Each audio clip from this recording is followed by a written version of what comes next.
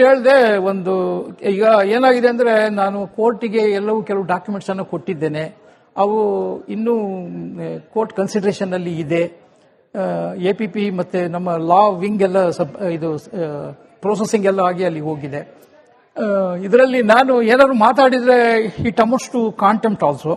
ಆಮೇಲೆ it is above my power ಅಂತ ಕಾಣಿಸ್ is ultra vires I think as according to word which ಇದ್ರ ಪ್ರಕಾರ ಹೇಳ್ಬೇಕಂದ್ರೆ it is beyond my power ಎಲ್ಲವೂ ಹೇಳಲಿಕ್ಕೆ.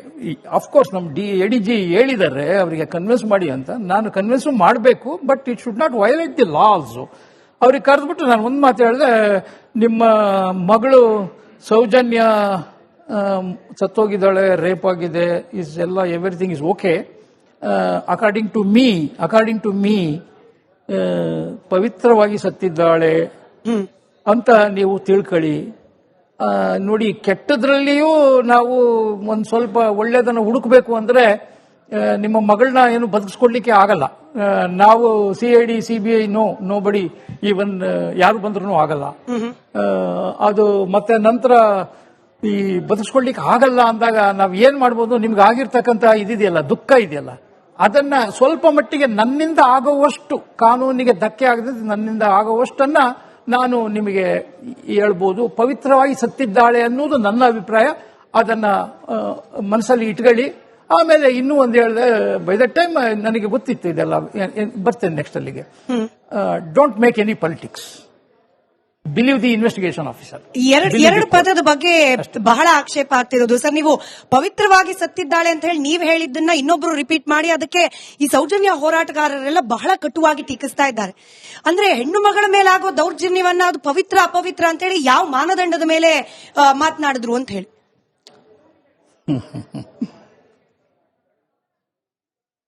ಪವಿತ್ರ ಅನ್ನುವುದು ತನಿಖೆಯ ಹಿನ್ನೆಲೆಯಲ್ಲಿ ಸಿಕ್ಕ ಎವಿಡೆನ್ಸ್ ಅಲ್ಲ. Knowledge is different and evidence is. Knowledge ಅನ್ನು ನಾನು ಆ ಟೈಮಲ್ಲಿ ಹೇಳಿದೆ ಅಷ್ಟೇ. ನನ್ನ ನಾಲೆಡ್ಜ್ ಅನ್ನು ನಾನು ಹಂಚ್ಕೊಳ್ಳಿಕ್ಕೆ ಕೋರ್ಟ್ ವಿಲ್ ನೆವರ್ ಅಬ್ಜೆಕ್ಟ್.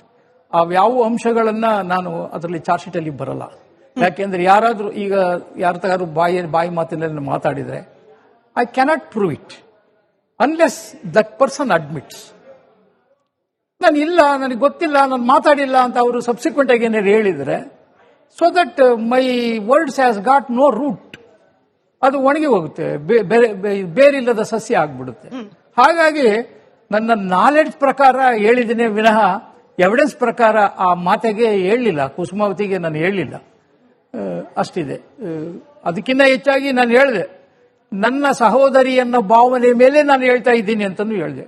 ಹೀಗೆ ಯಾಕೆ ಅಂತ ಹೇಳಿದ್ರೆ, ಇನ್ವೆಸ್ಟಿಗೇಷನ್ ಅನ್ನ ನಾವು ತಗೊಂಡಾಗ ನಮ್ಮ ಕೇಸ್ ಅದು ಸ್ವಂತ ಕೇಸ್ ಅಂತ ಗಮನ ಇಟ್ಟು ತಗೊಂಡಿರ್ತೇವೆ.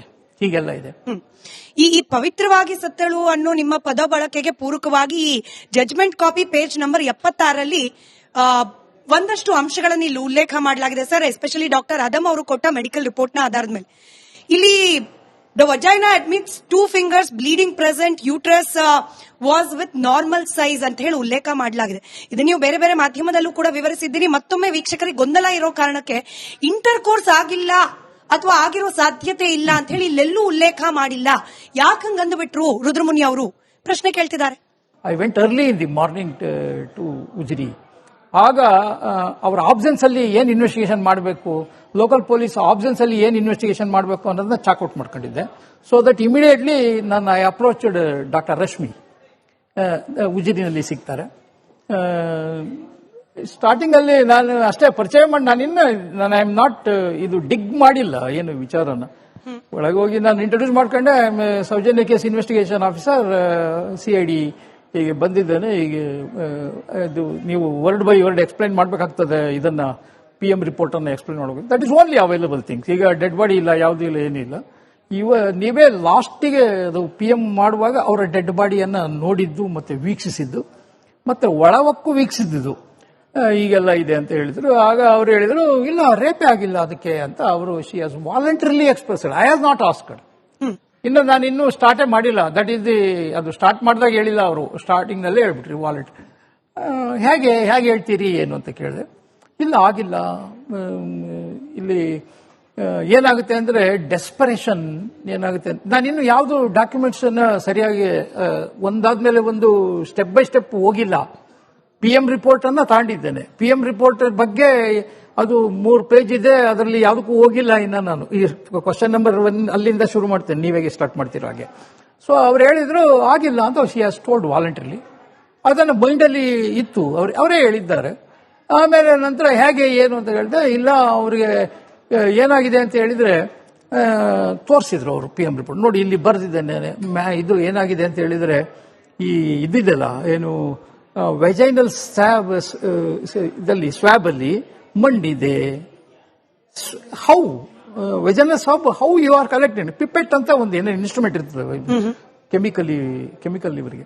ಅವರು ಪಿಪೆಟ್ ಹಾಕಿ ಅದನ್ನ ಸಕ್ ಮಾಡಿ ತೆಗಿತಾರೆ, ಅದ್ರ ಜೊತೆಗೆ ಮಣ್ಣು ಎಲ್ಲ ಬಂದಿದೆ. So that is deep inside the vagina mud particles for traced according to ಹರ್.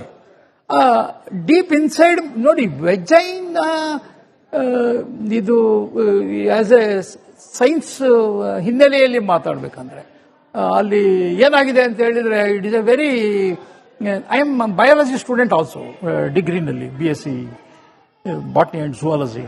ಈ ದಟ್ ವೆಜೈನಾದಲ್ಲಿ ಡಾಕ್ಟರ್ ಕೇಳಿದೆ how it was in outside the ಏನು ಮೇಲ್ಗಡೆ ಆ ಫೋಲ್ಡ್ ಇದೆಯಲ್ಲ, that is called as vulva, I think medical term. ಅಲ್ಲಿ have you traced the mud particles or where you have traced the mud particles? ಅವರೇ ಹೇಳಿದ್ದಕ್ಕೆ deep inside the vagina mud particles. How it was entered unless somebody pushes it? Is it naturally enters? Body ಹೀಗೆ ಒದ್ದಾಡಿದಾಗ ಬಿದ್ದಾಗ ಹೋಗ್ಲಿಕ್ಕೆ ಆಗ್ತದ? Never, ಹೋಗ್ಲಿಕ್ಕೆ ಆಗಲ್ಲ ಅಂತಂದ್ರು. ಆಮೇಲೆ ಹೇಗೆ ಅಂತ ಹೇಳಿ ಫಿಂಗರ್ಸ್ ಅಲ್ಲಿ ಪೆನಿಟ್ರೇಟ್ ಮಾಡಿದ್ದಾನೆ, ಮಣ್ಣು ಹಾಕಿ ಪೆನಿಟ್ರೇಟ್ ಮಾಡಿದ್ರೆ ಹಾಗೆ ಆಗ್ತದೆ ಅಂತ ಶಿ ಟೋಲ್ಡ್. ಅದಕ್ಕೆ ಪೂರಕವಾಗಿ ನೋಡಿ, ಆ ವೆಜೈನಲ್ ವಾಲ್ ಇದೆಯಲ್ಲ ಒಳಗಡೆಗೆ ಲ್ಯಾಸರೇಟೆಡ್ ವೂಂಡ್ಸ್ ರೆಕಾರ್ಡ್. ಲ್ಯಾಸರೇಟೆಡ್ ವೂಂಡ್ ಅಂತ ಹೇಳಿದ್ರೆ ಅಬ್ರೇಷಸ್, ಕಿತ್ತೋದ ತರಚುಗಾಯ ಕಿತ್ತೋಗಿರುವುದು ಅಂತ. ತರಚುಗಾಯ ಕಿತ್ತೋಗಿರೋದಕ್ಕೆ ಅದಕ್ಕೆ ಬರೀ ತರಚುಗಾಯ ಅಬ್ರೇಷಸ್ ಮೆಡಿಕಲಿ. ಅದು ಕಿತ್ತೋಗಿದ್ರೆ that is called as a lacerated wounds. Cut wounds, contusions, ಆಮೇಲೆ ಅವೆಲ್ಲ ಬೇರೆ ಬೇರೆ. ಅದೇ ತರ ಇಲ್ಲಿ ಎರಡು ಅದರಲ್ಲಿ ನಾನು ಬರೆದಿದ್ದೇನೆ ಅಂತ ಅವರು she has told. 2 fingers, what is the 2 fingers theory ಅಂತ ಕೇಳಿದೆ. ನಾರ್ಮಲಿ ನಾವು ಯಾವುದೇ ಇದು ರೇಪ್ ಕೇಸ್, ಇದು ಅಂತಲ್ಲ, ಎನಿ ರೇಪ್ ಕೇಸ್ ಬಂದಾಗ ನಾವು ಹೇಗೆ ಕಂಡುಹಿಡಿತೇವೆ ರೇಪ್ ಆಗಿದೆ ಅಂತ ಹೆಂಗ್ ಕಂಡುಹಿಡಿತೇವೆ? ಅನ್ಲೆಸ್ ಅವರು ಬದುಕಿದ್ರೆ ಅವರೇ ಹೇಳ್ತಾರೆ ವಿಕ್ಟಿಮು, ಇಲ್ಲ ಸತ್ತೋಗಿದ್ರು ಅಂತ ಹೇಳಿದ್ರೆ ಹೇಳಲಿಕ್ಕೆ ಆಗಲ್ಲ. ಹೇಗೆ ಕಂಡುಹಿಡಿತೀವಿ, ವಾಟ್ ಎಕ್ಸ್ಪೆರಿಮೆಂಟ್ಸ್ ನಾವು ಮಾಡ್ತೀವಿ ಅಂತ ಹೇಳಿದ್ರೆ ಫಿಂಗರ್ಸ್ ಹಾಕಿ ನೋಡ್ತೇವೆ. The expansion of vagina